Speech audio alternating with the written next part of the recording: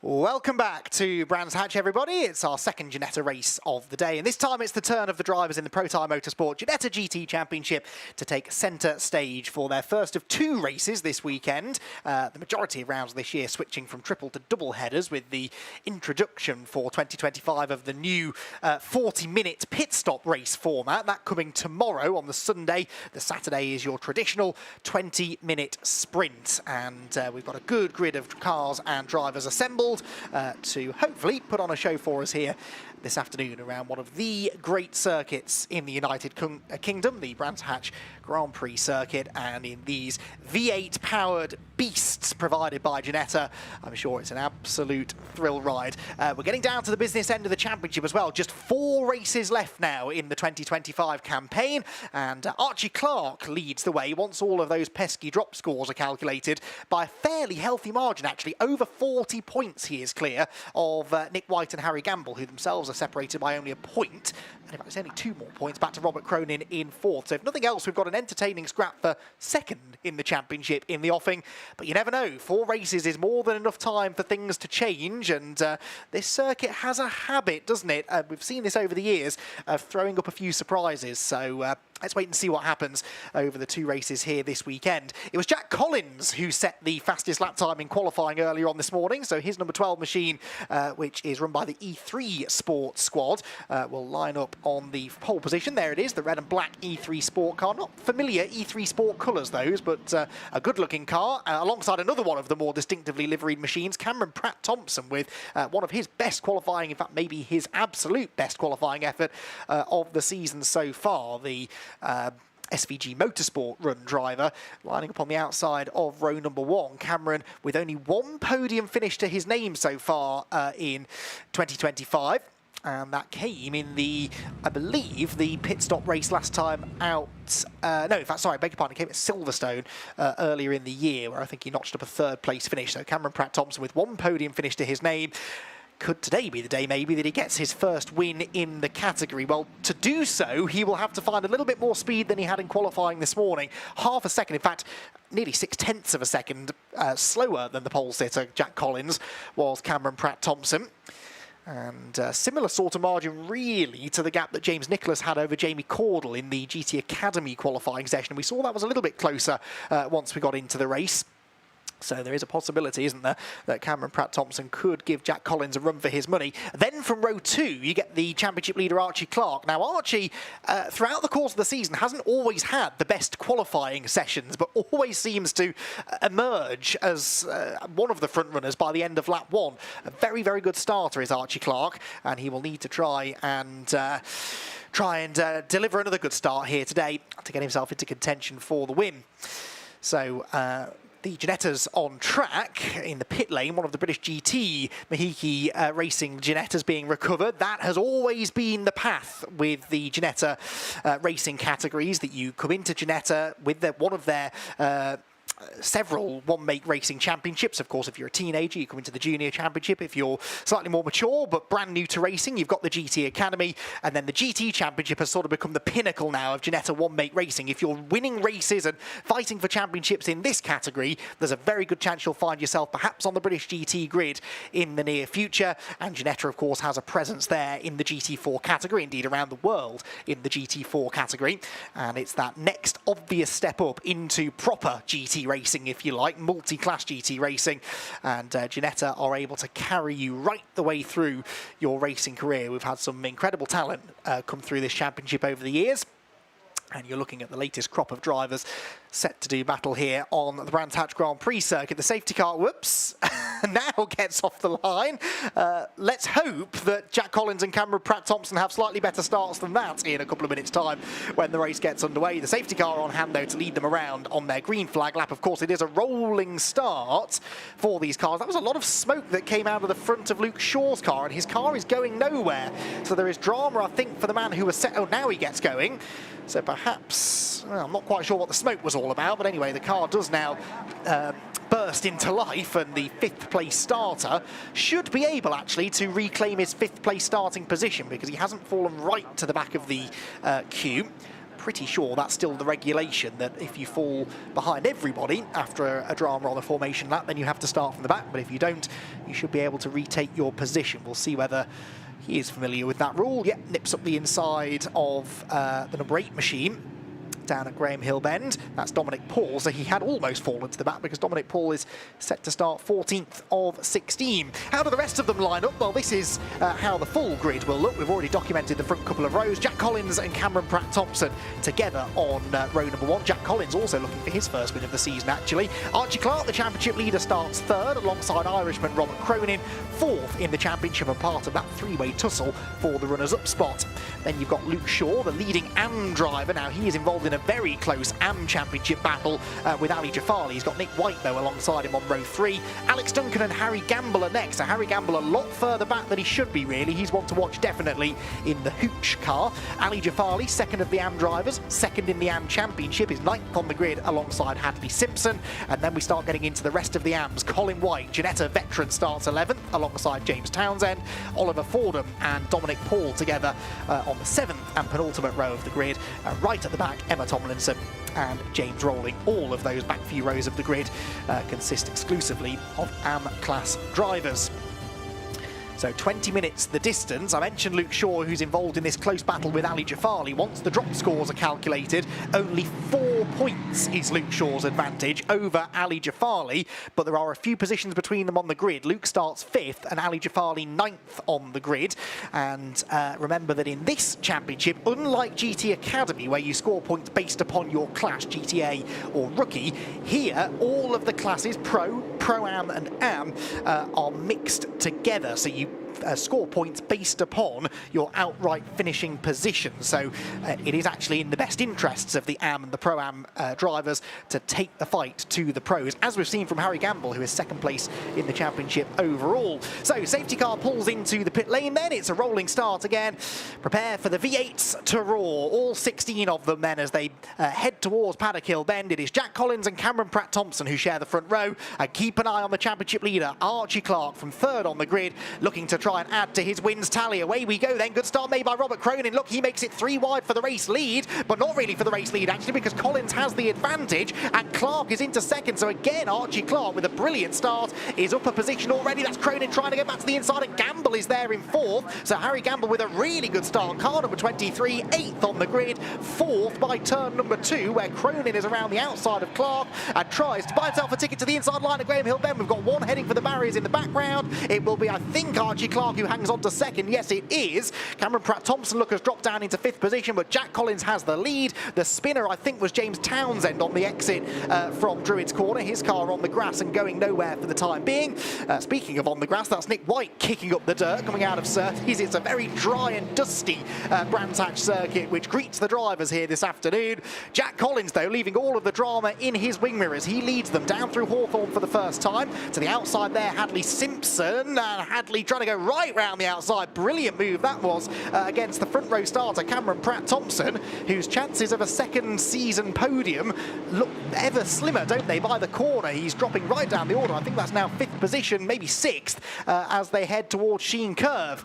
Yes, 6th place he runs, just ahead of Nick White and Luke Shaw, who is under attack. Up the inside goes the 27 car. That was a real lunge from Alex Duncan at Stirling's. Not a place you see a lot of overtaking, and I'm not convinced he's got the job done. No, they're still side by side, but the next corner, a right-hander, will favour Luke Shaw, who holds on to the position for the time being. So breathless stuff on the opening lap of the race then. The lead held by Jack Collins. It's a slender one though, only 0.4 of a second is his cushion over the fast starting Archie Clark. Then Cronin 3rd, and then 2 big movers. Harry Gamble up 4 positions, Hadley Simpson up 5 positions from where he started. Brilliant starts from those two, and they are trying now to latch on to the leading group. Gamble with more success at the moment than Simpson. There's a bit of a gap there between the 2 yellow cars in 4th and 5th places respectively. In the classes then, Collins, Clark and Cronin are all pro drivers. Pro-Am led by Harry Gamble. They are the numbers on your timing tower with the black backgrounds. White is Pro, orange is Am, and that's where you got this Luke Shaw and Ali Jafali battle. Shaw is 2 positions ahead of Jafali, and James Townsend, I'm afraid, in the pit lane. That's the car that we saw off at Druids, and I think it sustained some damage to the right front corner, so maybe it did have a meeting with the barriers after all. There's a suspicious little witness mark on the front of the 27 car of Alex Duncan. Not sure whether he was involved with Townsend or somebody else. You can see there the rubber markings on the left-hand corner of car 27, which is under attack from Ali Jafali. Now, this is an important battle here for Jafali. He needs to try and get past Duncan, really, so that he can go after Luke Shaw and try to outscore him. At the moment, Luke would be taking a few points out of him, but Ali Jafali and Luke Shaw have been remarkably evenly matched all season long, and I think that if Ali could clear that number 27 car, he will probably feel confident that he can go after Luke, who is only a second or so further up the road. There is Colin White attacking Dominic Paul as we come through Clearways and Clark Curve.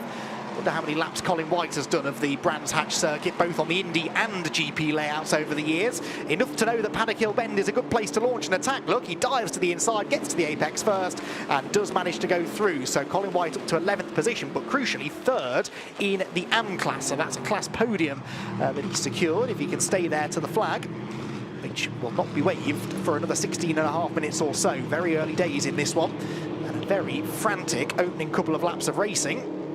Jack Collins then with the advantage, Archie Clark second, Robert Cronin there in third. And as they head out onto the Grand Prix loop, again dust kicked up in the background. That was Jafali.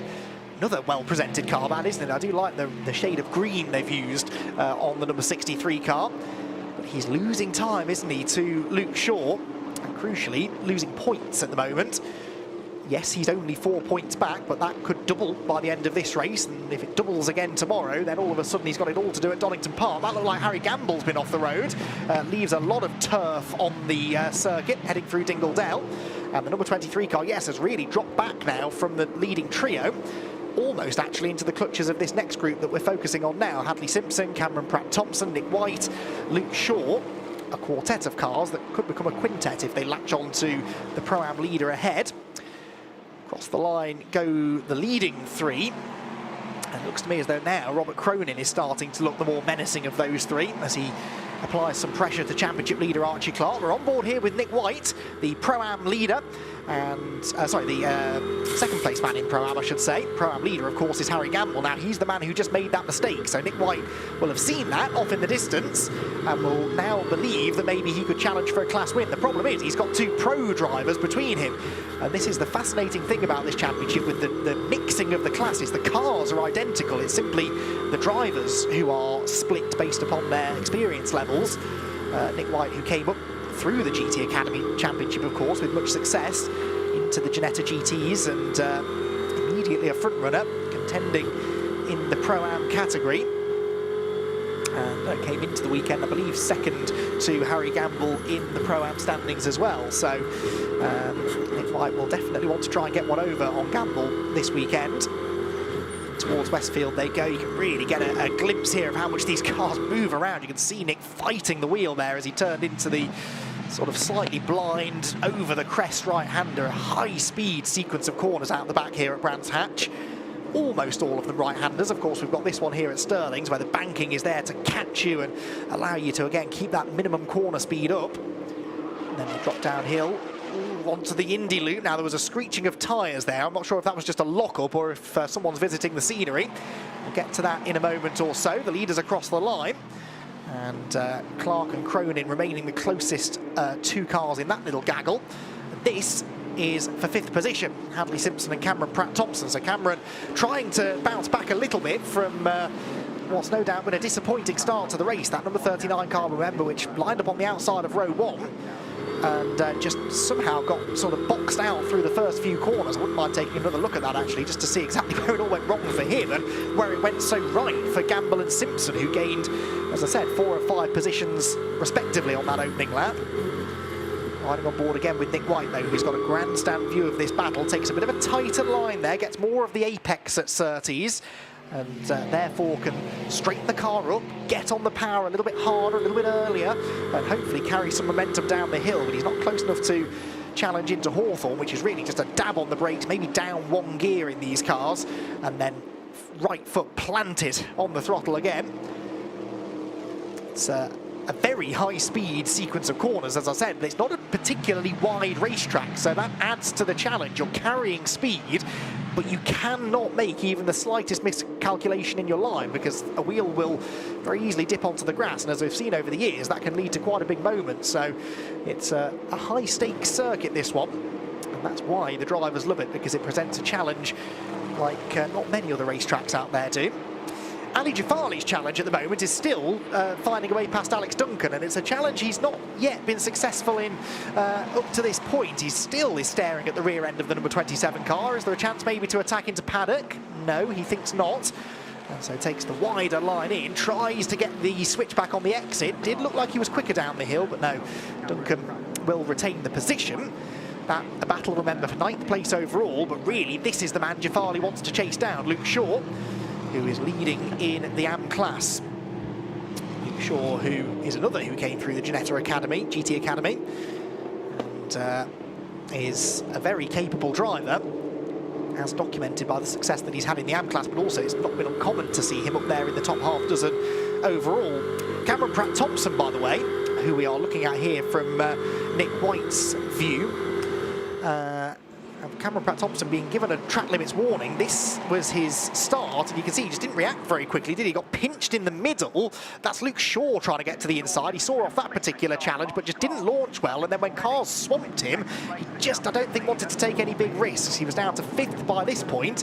You can see there Robert Cronin going around the outside, and he almost got 2nd out of all of this. He had the inside line for Graham Hill. Then there was the spin for Townsend, and that was definitely contact with a white car, but I couldn't quite tell who it was from that particular angle. So, okay, good to see a second look at that start then. Cameron Pratt-Thompson, was the reaction time off the line, wasn't it really, that did it?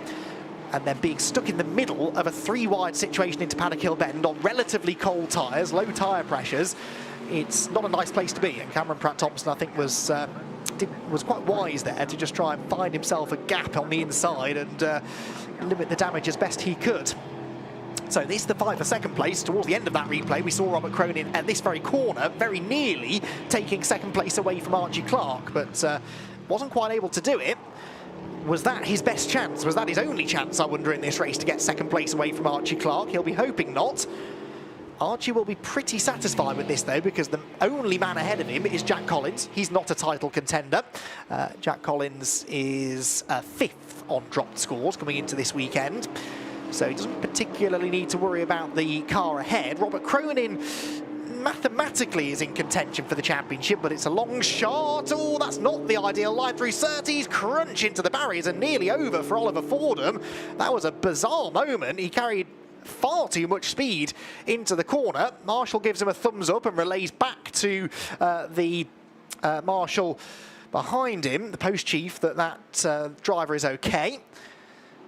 But that is not going to be the easiest of extrication processes. Oh, and another one's off now. That's Pratt-Thompson, who's already been warned about track limits. He's off the road again now at Stirling's. That looked like Gamble's had a drama. Yes, Gamble's been off again, hasn't he? Because he's now behind Hadley Simpson, I believe. So it's all changed out the back. Whilst we were focusing on the car that was off at Surtees, the safety car, unsurprisingly, is scrambled. But, well, a few moments too late if you are Harry Gamble. Our timing screen in the box is not updating, but the timing tower, I think, is. So Harry Gamble showing us 5th position now, and yet there are the leading 3. It's behind where it's all changed. Hadley Simpson up to 4th. There, well, there is Oliver Fordham debriefing with 2 very interested spectators who probably couldn't quite believe what they were seeing there. Luckily, Oliver is okay. It wasn't a particularly hefty hit into the barriers, but it was an odd way in which he got there. It's almost as if the car just didn't want to slow down. He smiles and is handed a drink by the marshal, so he's clearly fine. But that is not the way he wanted his race to end, and that will have done quite a bit of damage to the right front corner. You can see that right front wheel is pitched at an awkward angle.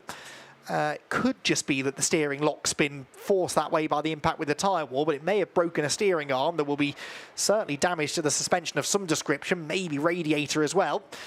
Could be a late night, I'm afraid, for the Fox Motorsport squad. Now, this is what happened. He was going on the inside of Emma Tomlinson's 47 car, and did he miss his braking point, or was it a braking issue of some sort? Well, it was definitely a braking issue, whether mechanical or driver, I'm not really sure. But anyway, the car didn't want to slow down, that's for sure.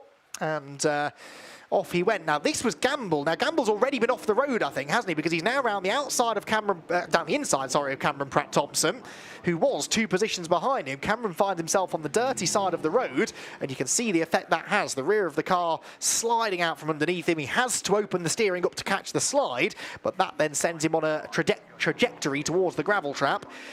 He bounces through it, obviously continued on his way, but would not have appreciated that, and then got overtaken by Luke Shaw in a yellow flag zone, I would suggest. Now, that is interesting. Has Luke since given that place back, or is he still there? Another look here at the Fordham moment. I have to suspect that maybe on the tight line there, he just got his braking a little bit wrong, and then you're on the dirty side of the road, so there's limited grip. The marshals did a good job to clock that and got out of the way nice and early. But yeah, on the dirty side of the road, he would have had limited grip. It's a tighter radius into the corner anyway. Lots of things stacked against Oliver there that I think ultimately prevented him from making the turn. So, after all of that, Jack Collins leads the way. It is Archie Clark who now closes back in on him in second place, of course, with Robert Crone in third. Hadley Simpson fourth. What we didn't piece together from all of that is what happened to Harry Gamble, because Gamble, of course, had been ahead of Hadley Simpson, and indeed Cameron Pratt-Thompson. It looked like he'd picked up even more grass, look, in the radiator grille of number 23.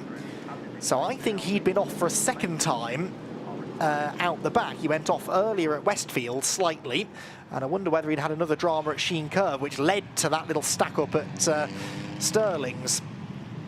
Try and piece that together if we can. What it does mean is that he's now dropped down into 5th position. Well, in 6th position is his Pro-Am rival Nick White. So Nick with a golden opportunity now to maybe challenge for a class win after all.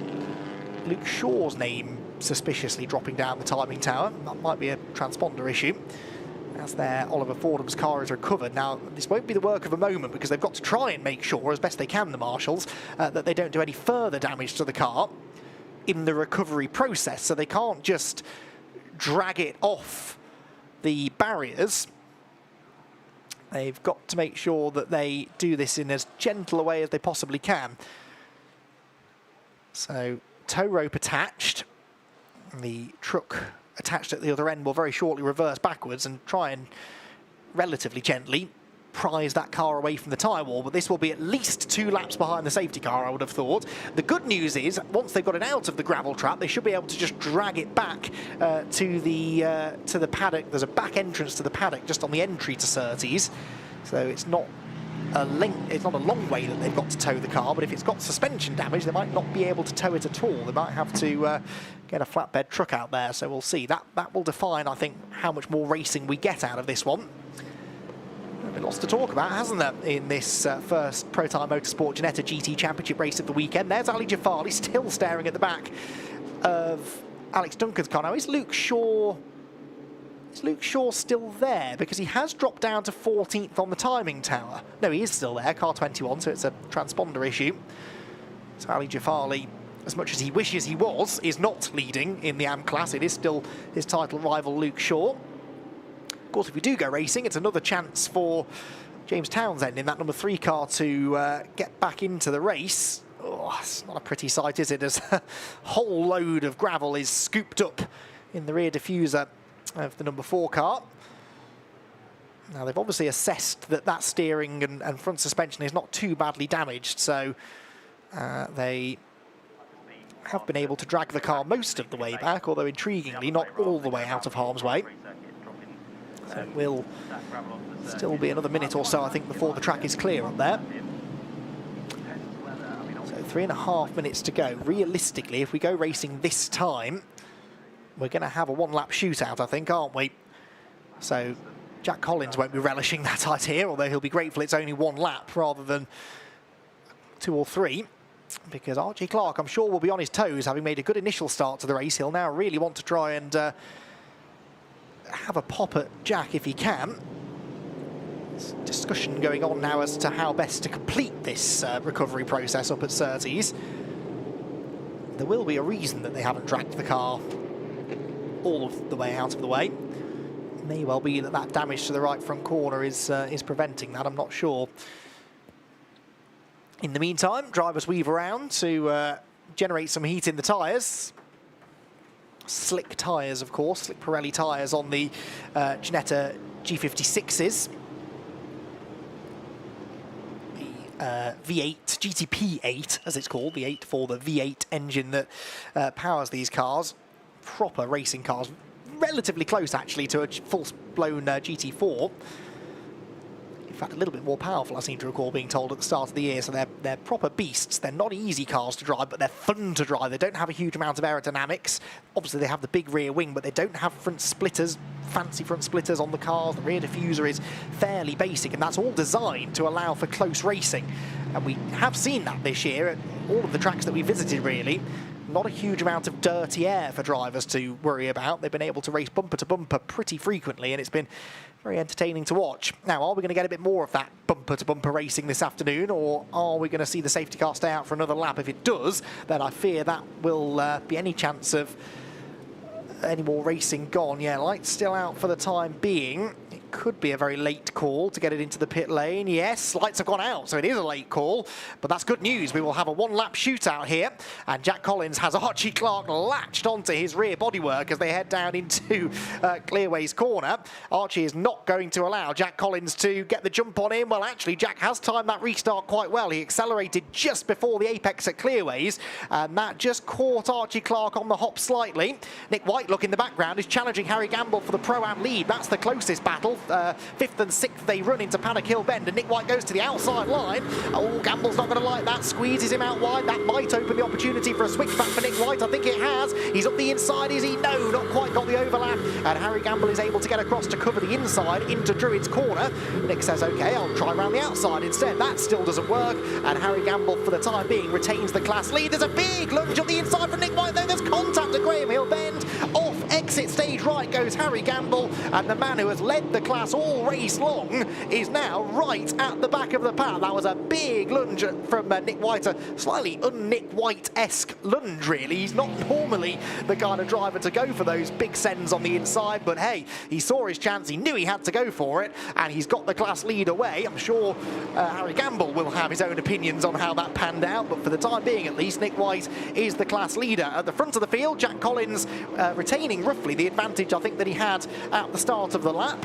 I'd love to tell you what that gap is, but the timing screen's still not working in the commentary box, but we can see it visually. It's about 2 or 3 Ginetta lengths as they turn through Sheen curve for the final time. The clock ticks down to 0, and the checkered flag awaits for Jack Collins, who is, by the looks of it, going to convert that pole position to a first victory of the season in the Protyre Motorsport Ginetta GT Championship. It's only his second appearance on the podium, and this time he will occupy the top step, withstanding the pressure from the points leader Archie Clark. Jack Collins wins at Brands Hatch. Archie Clark scores some good points in second place, and Robert Cronin third ahead of Hadley Simpson. It is, of course, Nick White who gets the win in the Pro-Am class, and Luke Shaw who fends off Ali Jafari. Ali did, ironically, finally get ahead of Alex Duncan on the final lap, but it was too little too late as far as a challenge for the Am class win. He didn't have time to go after Luke Shaw in the end. Jack Collins then, your overall and Pro class winner, and he will be absolutely delighted with that, a first victory in the championship, and the Zentek Motorsport squad will be celebrating tonight, that is for sure. Archie Clark, though, second place, he'll be satisfied with that from a championship point of view. He beat all of his championship rivals, Nick White, Harry Gamble, Robert Cronin. They all finished behind him, and of course Harry Gamble's last lap moment, shall we say, down at Graham Hill Bend has ramifications not only for the Pro-Am race win that he lost, but also because he was an overall title contender. There is Harry's car, which has picked up quite a bit of the Brands Hatch shrubbery on the front grille. And quite a bit of it falls out as the car comes to a standstill at Surtees. That's because they use the rear entrance to get into the pit lane and then cycle down to the outer paddock. MDD squad there running out to congratulate their drivers. And Zentek Motorsport as well. So Jack Collins, as I said, will be very, very pleased with a race win. He's not worried about the championship. He's just trying to better his results, perhaps looking for a full season campaign in 2025. So this is how they finished provisionally. Jack Collins the winner overall and within the pro class ahead of Archie Clark and Robert Cronin. Hadley Simpson fourth and Nick White with that robust move on the final lap gets fifth place, but more importantly the Pro-Am win. Then it was Cameron Pratt-Thompson who will be disappointed with sixth having started on the front row. Luke Shaw hangs on to the Am win ahead of Ali Jafali and extends therefore his championship lead. Alex Duncan down to ninth and Colin White in 10th. Then it was Dominic Paul, Emma Tomlinson, James Rowling and Harry Gamble drops to 14th. And remember, you score points based on an overall finish. So yes, he's third in class, but he will score only 14th place points. James Townsend a lap down after his spin early doors, and Oliver Fordham, of course, the only non-finisher after his meeting with the barriers at Surtees. So, an eventful first race of the weekend for the Ginetta GT Championship. They have only one more race, remember, the 40-minute pit stop race tomorrow, as the E3 Sports team celebrate victory with Jack Collins, who pulls in at the end of pit lane to be interviewed by the circuit commentators. Archie Clark, MDD, will be pleased with that. He did everything he needed to there. It was a risk-averse performance, really, for Archie. He didn't get himself too involved in anything that he didn't need to. And whilst I'm sure he would have had a go at getting past Jack Collins in the closing stages, had the opportunity presented itself, he knew it wasn't really worth the risk. And so Jack, in the end, to be honest, didn't give him a chance anyway because he got that brilliant launch off the line. So race one in the books then for the Protyre Motorsport Ginetta GT Championship. More of the same tomorrow in their 40-minute pit stop race.